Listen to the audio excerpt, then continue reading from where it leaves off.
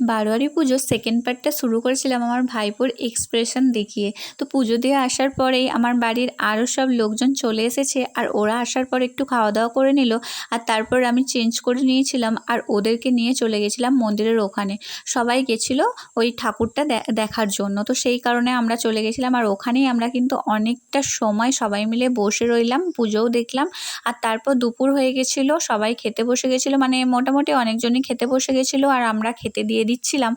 আর তারপর বিকালবেলায় আমরা রেডি হচ্ছি সবাই মিলে, কারণ যাব ওই মন্দিরের ওখানে যেখানে পুজো হচ্ছে, আর সেখানে বিকালের দিকটা মেলাও বসে। তো সেই কারণে আমরা সবাই দেখো রেডি হয়ে গেছি। আর এদিকে দেখতে পাচ্ছ আমিও কিন্তু হালকা ফুলকা রেডি হয়ে গেছি, কারণ বাইরে হচ্ছিল অনেক বৃষ্টি। তো সেই কারণে রেডি হতে ইচ্ছা না করলেও রেডি হতে হবে, তো রেডি হয়ে গেছি। আর ফাইনালি কিরণ আর আমি একসাথে তোমাদের সামনে হাজির হলাম। আর তারপর আমরা সবাই মিলে বেরিয়ে পড়েছি, দেখো সারিবদ্ধভাবে যাচ্ছে। আর এদিকে ছিল আমার বিচ্ছু দেওর। তো চলো আজকের পার্টটা এতটুকুই।